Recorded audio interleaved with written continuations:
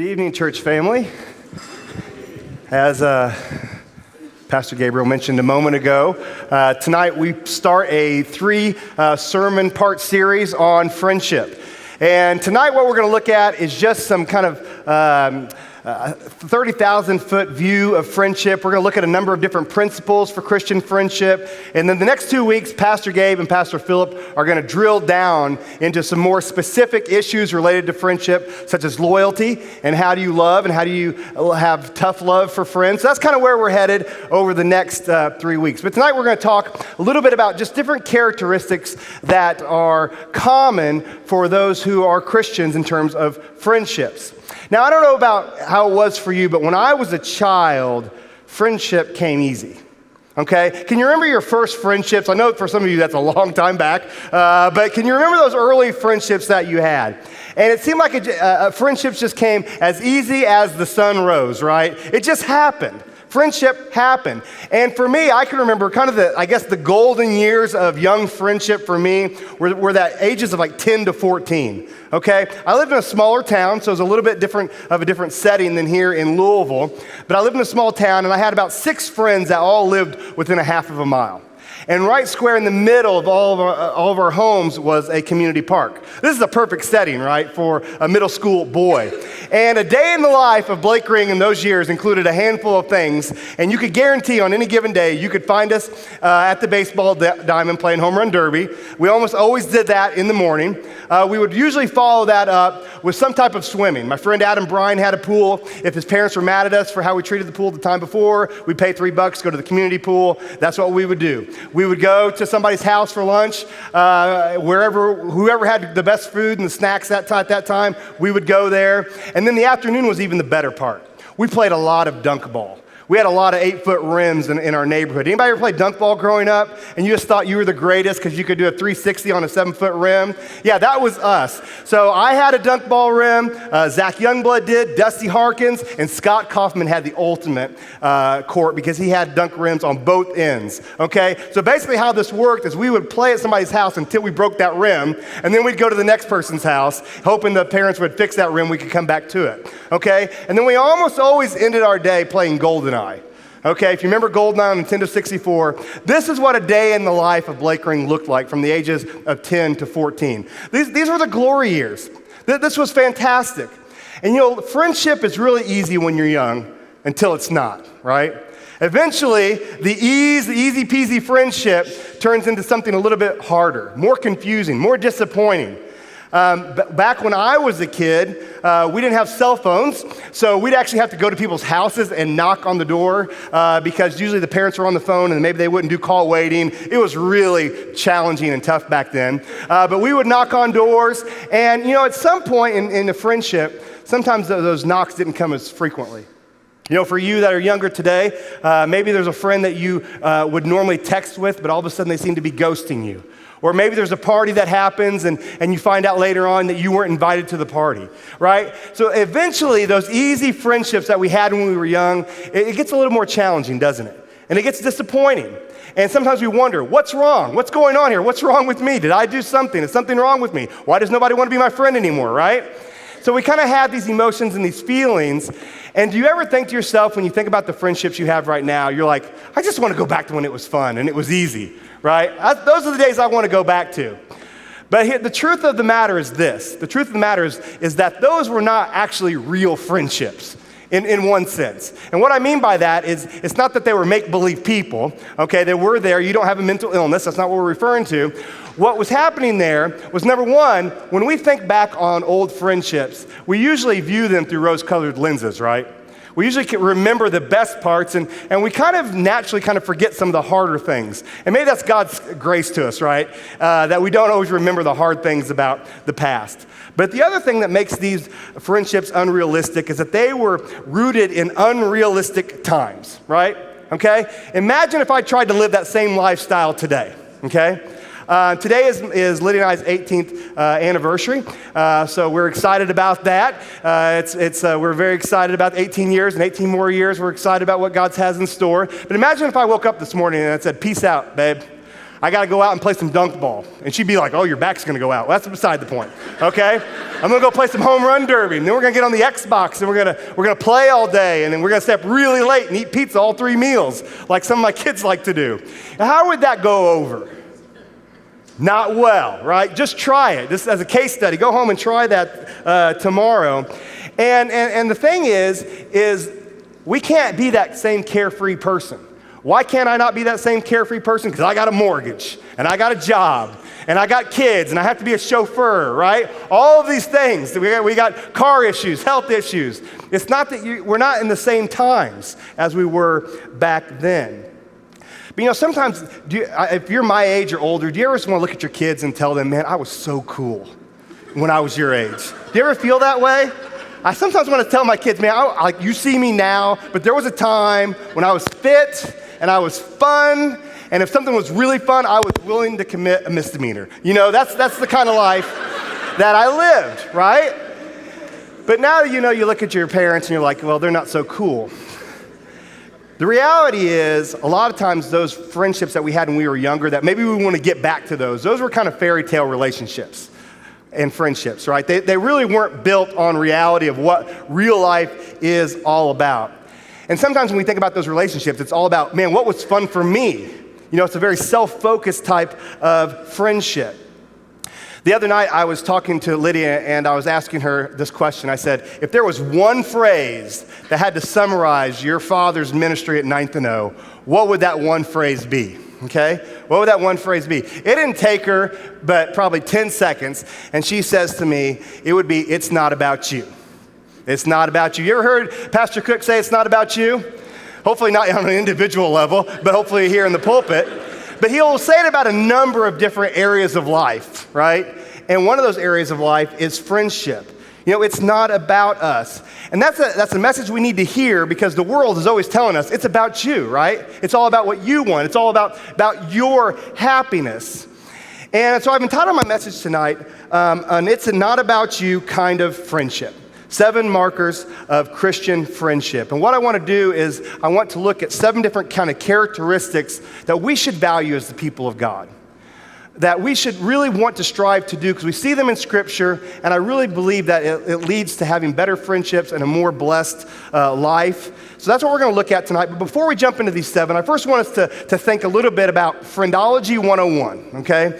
Well, what in the world is Friendology 101? Okay. As we think about these different markers of who we want to be as friends and who we should be, we really need to have some self-awareness, okay? So everyone in this room is different, and how we relate to friends is different. And trust me, if you're a boy or you're a girl, you view friendship differently as well. Trust me, I see it on a daily basis with my kids. But one of the things I think is really helpful for us to know is on this area of sensitivity level. And I have on the scale on one end, dull, okay? Nobody wants to be called dull, probably. Maybe some of you want to be called delicate. That's on the other side, right? And whether you're dull or delicate, that's not really a positive or negative, right? What I want us to pick up on is if you're like a delicate person, okay, you're a delicate person, what this means is this is actually a very positive thing in a lot of ways. Because you ever have those friends that are just like, they're super on it if you're going through a hard time. They're there to minister to you. They're the first one to text you. Are you doing okay? They're really sensitive to your needs. And that's a very good thing. Now, a delicate friend can also get their feelings hurt. That might be the downside. There's a trade-off in these things. Now, if you're a dull friend, well, that doesn't sound very fantastic, does it? But if you're a dull friend, well, that might mean that you don't get your feelings hurt very easily. And that can be a good thing, too, as well. But it also might mean that you're just not a very sensitive friend. You're not meeting their needs. So as you think about this, where would you put yourself on the spectrum? I think that's helpful as we go through these 7 markers, because you need to know, where are my propensities? Where are my weaknesses? Where are my strengths? The other one is in just the friend quantity. I was thinking about even the differences between my wife and I as I was thinking about tonight.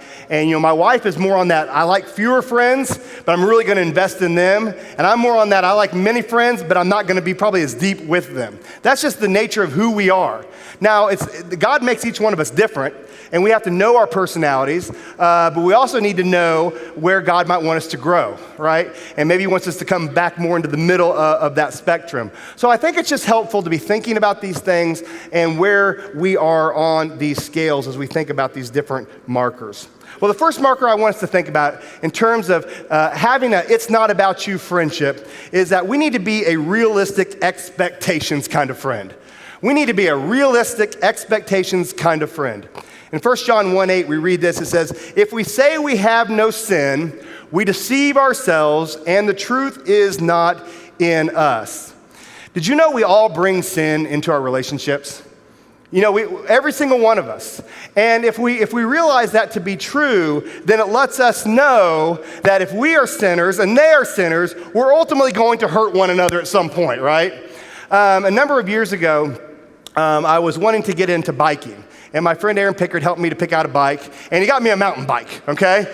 And I wouldn't recommend starting mountain biking in your 40s, but this is where I am.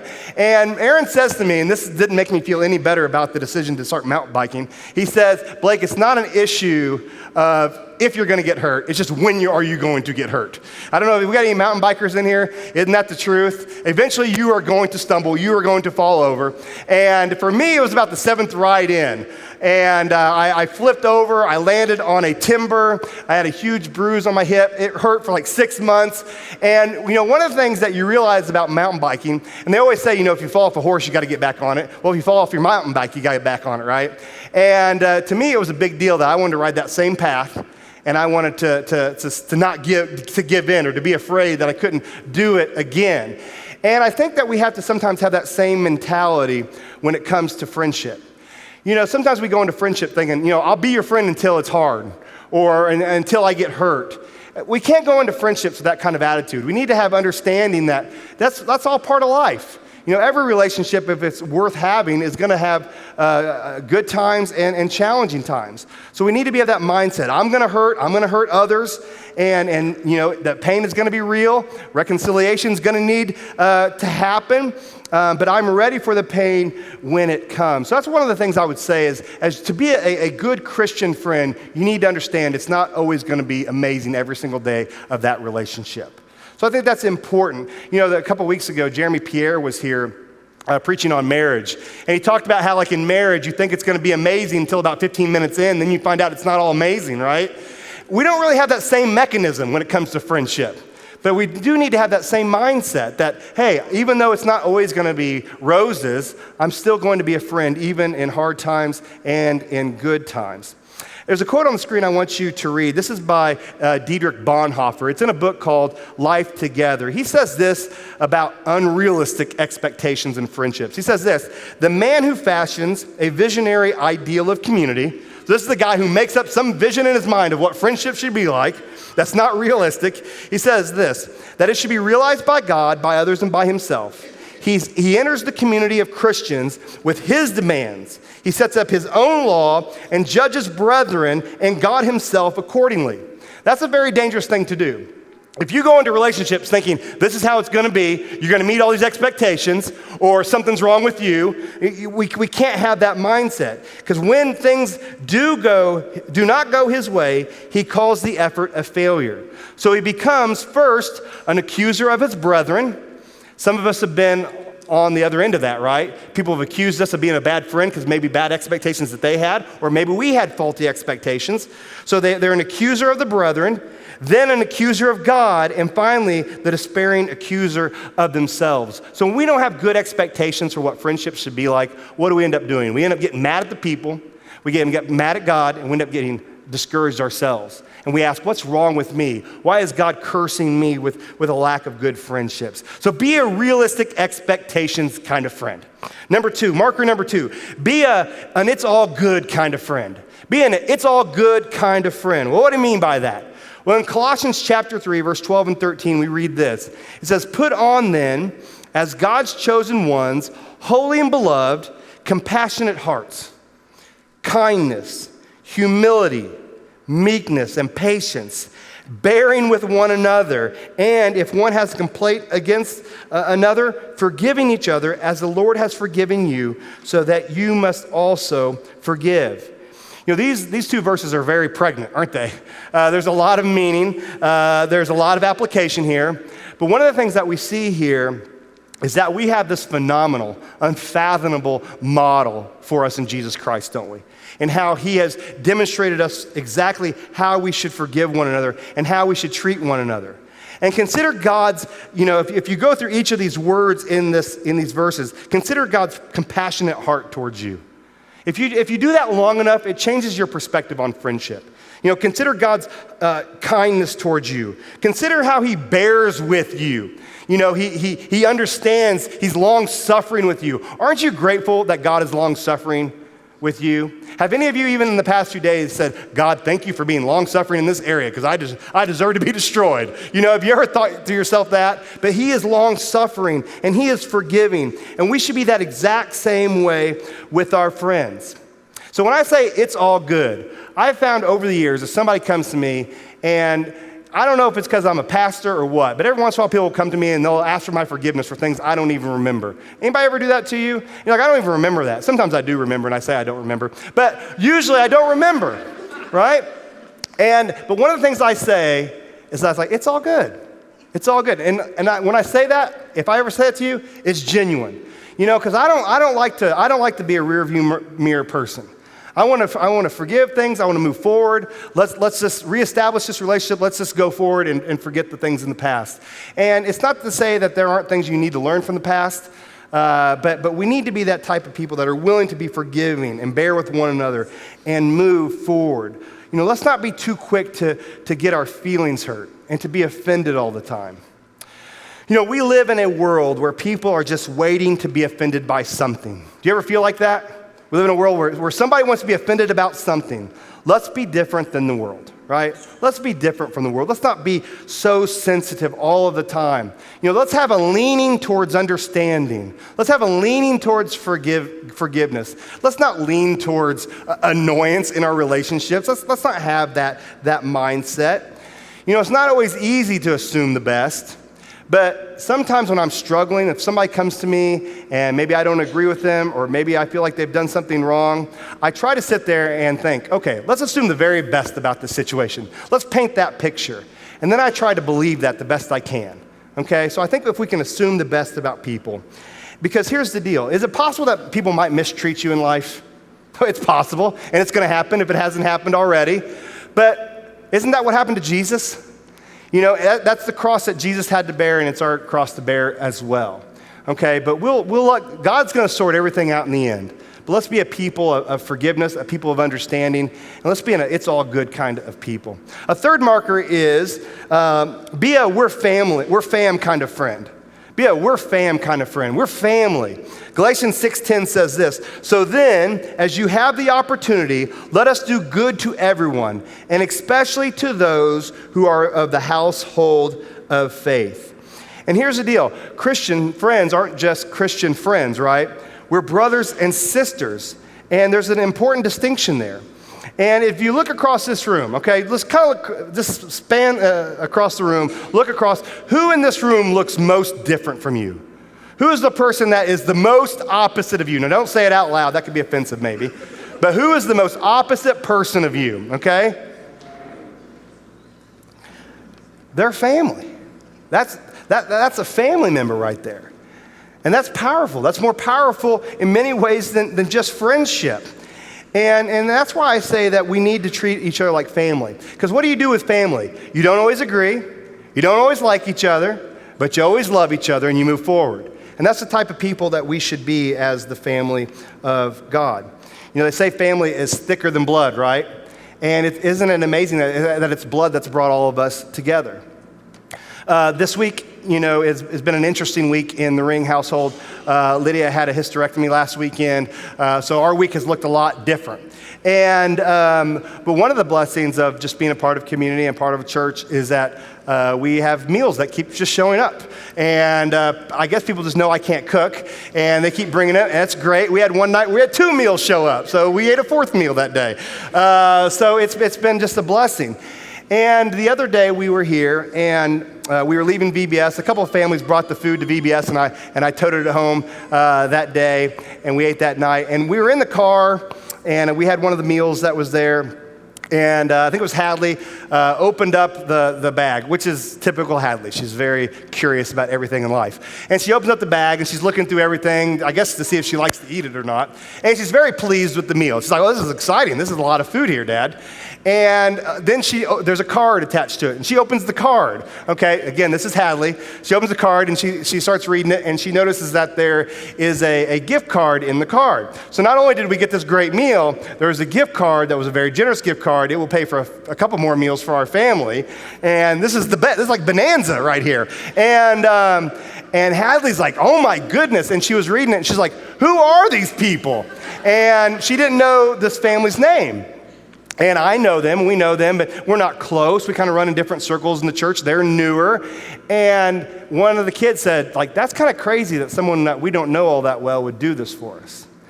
Well, that's fam. That's what being family is all about. So be family. That's the kind of friends we want to be, loving family, thicker than blood. Number 4, be a lips are sealed kind of friend. Be a lips are sealed kind of friend. Proverbs 17:9 says this: "Whoever covers an offense seeks love." Okay? Whoever covers an offense seeks love. And that means like we live in an understanding way with one another. We cover it up. And not to say it didn't happen or there's not consequences to things we do sometimes, but we live with one another in an understanding way. We forgive. But he who repeats a matter separates close friends. And a sign of a good friend is one that listens well. I'm not a great listener. I struggle. Sometimes I'll be sitting there and I'll be talking. Somebody will be talking to me. I'm like, "Blake, pay attention. Blake, pay attention. You've got to be a better listener." You do it too, so don't act like you don't do it too. But we need to be good listeners. James 1:19 says, "Be quick to listen and slow to speak." And being a good listener means, we don't always jump to conclusions. We don't always make assumptions about situations. We believe the best in people because we have a unique calling to be a people of discretion and to be a people who are willing to hold on to intimate personal details of a friend. Repeating and sharing and spreading sensitive stories, it not only dishonors the Lord, and not only does it stir up disunity, but man, it sure does destroy a relationship quite quickly, doesn't it? You think about the best relationships you've ever had. They've taken a long time to establish. But in a moment's time, you can destroy that by saying something that you should have never said. So I think that one of the ways we can be a great friend is be a good listener.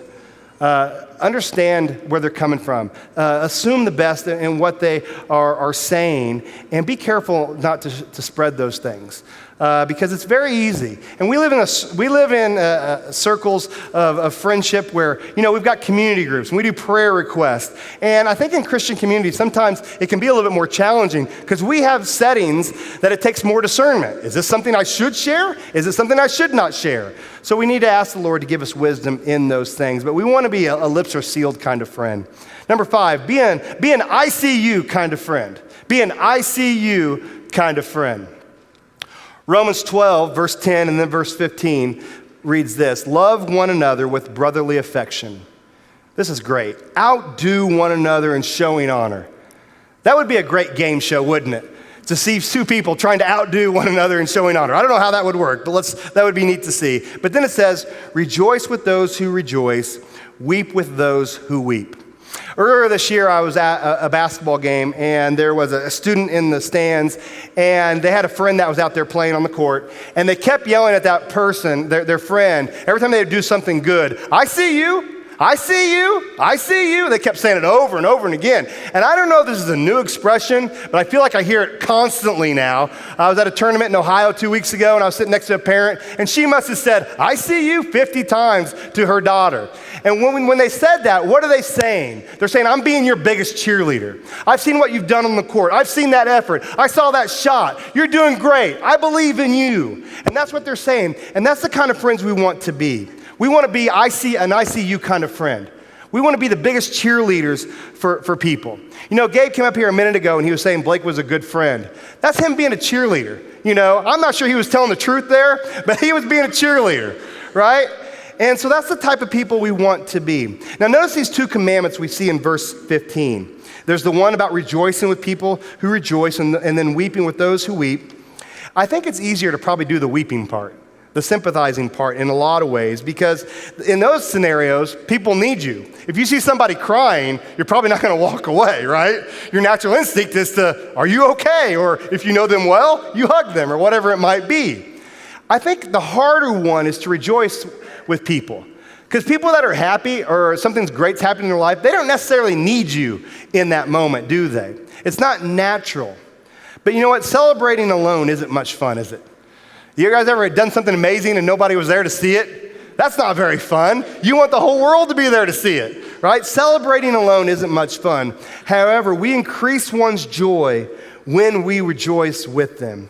And it's an act of love to increase another's joy. It's an act of love to increase another's joy. So if you're a person that is quick to show honor and rejoice when others have victories, you're going to be a friend magnet. All right, you're gonna have all the friends you could ever want. Because who doesn't want a friend who's a cheerleader, right? And I think that that's something that is worth thinking about. Who in your life is your biggest cheerleader? I hope there's someone who's come to mind. That makes this a lot more helpful in this illustration here. Who is your biggest cheerleader? Let's go and be that for people. Let's go be that person. That's a challenge to me because I'm not always that way. And maybe you're not either. But let's be an I see you kind of friend. Let's be a big cheerleader. Number 6, be a keep it real kind of friend. Be a keep it real kind of friend. Galatians 6:1, brothers, if anyone is caught in any transgression, you who are spiritual should restore him in a spirit of gentleness. Keep watch on yourself, lest you be tempted. So we see here this idea that if you see someone sinning, a friend of yours, if you're in a good place spiritually, then you should go to them and you should correct them in a gentle spirit. And we should, you know, when it comes to your friends, I hope you care about their holiness. We should care about one another's holiness, right? That should be important to us. We need to be protectors of our friends. And that doesn't give us a license to say whatever we want. I would like to have a license to say whatever I want in life, but they don't give those out very easily. You can't go buy those, right? But notice what it says. It says you need to be spiritual to say things at times. You've got to invest in relationships before you're able to speak into people's lives often. And I think that this is where the self-awareness comes into play. Have you ever seen some sin in somebody's life and you're like, I'm not in a good place right now. I'm not sure I'm even seeing this situation properly. I can't speak into that. But there are times when the Lord puts it on your heart. He pricks your heart to say, something's wrong with your friend. They're sick and they don't even know it. You need to speak to them. And that's where we need to have a spiritual mindset as we think about our friends. Because I tell you what, correcting a brother or sister who is in sin, is there any greater love than that? Because you are risking something when you do that. Because there is a chance that they're going to come back and they're not going to like what you said and it could damage your relationship. But here, but keep this in mind. I was real curious, like what percentage of people in this room are kind of a conflict, have a high conflict personality? So I looked up a number of articles and basically it said somewhere around 10% of people have a high conflict personality. All right, look around you. Oh, there's some of you who are in here. 10% of you love conflict. But what's that mean? 90% of you don't like conflict. So if somebody comes to you and they're like, brother, this is what's going on. You know, you shouldn't do this, or I've noticed this tendency, or you said this, or you're drawing others who are weaker brothers into sin. They're probably not doing it because they like conflict. They're doing it because they love you. And I think we need to keep that in mind, that God wants us to be that gentle rebuke to our friends when we see these things. And so often, when you rebuke someone, you won't know for a long time, and you may never know how God might use that, okay? The year was 2001. It was May of 2001. I remember it was the last week of school. It was the week of graduation at Illinois, and I'd gone to church that week, and we were at somebody's house that afternoon for lunch after church, and a young lady by the name of Brooklyn, who was a friend of mine, made some comment about me being haughty and cocky, okay? And it didn't really stick. You know, sometimes the first time you're told something that doesn't really stick. If you're married, you know what I'm talking about. And so the next week, I was back in my hometown at my First Baptist Church where I had grown up. And I was walking out of the morning service, and I can remember where I was even in the building. And a friend of mine said to me, and her name was Elizabeth. Elizabeth said to me, "Blake, you coming back for PM service tonight?" And I said something really snarky, and I don't even really want to say it right now because it's embarrassing. But I said, "If you're lucky." Why would you say that to somebody, right? And she says to me, it's like, "Blake, you're so cocky sometimes." And I was like, it took two. You know, when Brooklyn said it the Sunday before, it didn't hit. But when Elizabeth said it the second Sunday, I was like, something's wrong with me. Because these are two girls that do not like conflict, all right? I know that. I know their personality. And the Lord used that. And so oftentimes, you know, Brooklyn and Elizabeth don't know this story. But you all do, so don't tell them. But you never know how God's going to use that in someone's life. Good friends encourage and challenge others to be more like Jesus. You know, a healthy level of confrontation creates a tension that is often conducive for spiritual growth. What's best for us is almost never what's easy honest, right? What's best for us is almost never what's easy honest. So look for those opportunities as the Lord gives you to speak into people's lives. And just getting back to this idea of self-awareness, if friends never confront you, that might be a problem too. You know, and I think about that sometimes.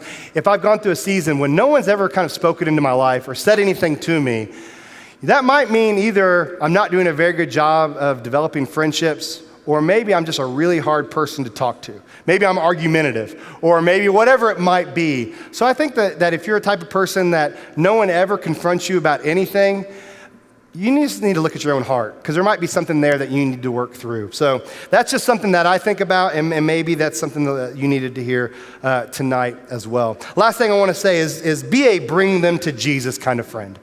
Be a bring them to Jesus kind of friend.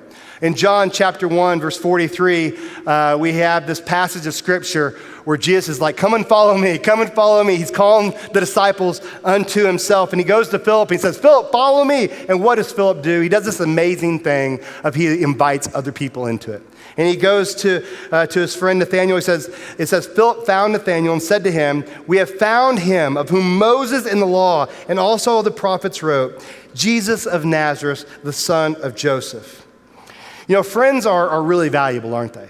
I hope that you have friends that you feel are valuable. I know as I look across this room, there's a whole spectrum. Many of you have many friends. Some of you in here are lonely, like Pastor Gabriel mentioned earlier. And I know we're all over the place, but I hope that you have friends and that you value them. You know, and what do we do as friends? We share in the joys of life. We share in the disappointments of life. We share in the hopes of life. You know, we go to each other's weddings. We go to birthday parties. We go to hospitals. We go to funerals. You know, we share life together. All of the things, these are what friends should be doing. But for those who have placed their faith in Jesus, there's monstrous implications. There's monstrous implications because all of these things we've talked about, all of these different markers, they take on different meaning when they're grounded in the bedrock of Jesus, right? So everything that we do should be pushing people back to Jesus. So 2 questions as we kind of close out tonight I want you to think about is, number 1, am I regularly pointing my friends to Jesus? Am I regularly pointing my friends to Jesus? Now, how this manifests itself can happen in a lot of different ways, okay? And maybe it's you praying for them. Is there any better friend than a friend that prays for you? Probably not. So maybe the way you lead them to Jesus is just through prayer or pointing them to Scripture. or kind of like rerouting them into better things than things that they're currently doing, you know? And maybe it's the music that you listen to or the movies that you watch or whatever it may be. But let's be friends that are always pointing people back to Jesus. And the second thing I would say is, am I regularly looking to welcome in new friends who I can point to Jesus? Am I looking to do that? And for some of us in this room, we're probably kind of just happy with the friends we got. You know, we like them. It took us a long time to find them. We've nailed them down. Let's go with those friends. I don't need any more friends. But we always need to be on the lookout for people who need to be befriended. And here's the deal. Even as we think about our church, we want to be a church that reaches people for Jesus Christ. We want to be a growing church, not only spiritually, but also numerically. We want to bring people into the fold. And if we all are like, I got enough friends, how are they going to feel? It's like Lego blocks, there's nothing to connect to, right? We want to be like Lego blocks, where there's a lot to connect to, right? And so that's the type of people that we want to be. Always open to new friendships. For some of you, that's really easy. You would like to make a new friend tonight, you know, no problem. I'm happy to do it. For some of you, you're going to really have to step out of your comfort zone to be that type of person. But let's be friends that point others to Jesus, and let's always look to make new friends to point them to Jesus. You know, Christianity oftentimes flips things on their head, right? It's like the great reversal. Because we think about friendships, we would think that what would make us happy is seeking those things that make us happy. What's going to bring me the most joy? What do I enjoy the most? I want to find friends who are just like me, so they like all the things I like, and it's going to be perfect, right? But what we see in Scripture is our deepest happiness and satisfaction is found in loving and serving others. That's what Jesus told us to do. And so that's why when I think about Pastor Cook, and he always says, you know, it's not about you. I think it would serve us well as a congregation if we constantly thought about the fact that Jesus wants us to be, it's not about you kind of friend. It's about others. And there's great deep joy in loving others, serving others, and being others focused. And I'm grateful that we are a church that is filled with all types of people just like that. But I also know that I've got places in my heart that I need to grow, and I know you do as well. Let's pray. Lord, I thank you tonight for the opportunity to come and speak about friendship. And Lord, I know that when the crowds people and the religious leaders would say that Jesus, he's a friend of sinners, you know, they would mock Jesus in their own hearts when they said that, but Jesus is like, put that on a t-shirt. I'm happy to be a friend of sinners. Lord, I pray that we would be just like Jesus, that we would look to invite other people into our lives, that we would point people to holiness and point people in the right direction.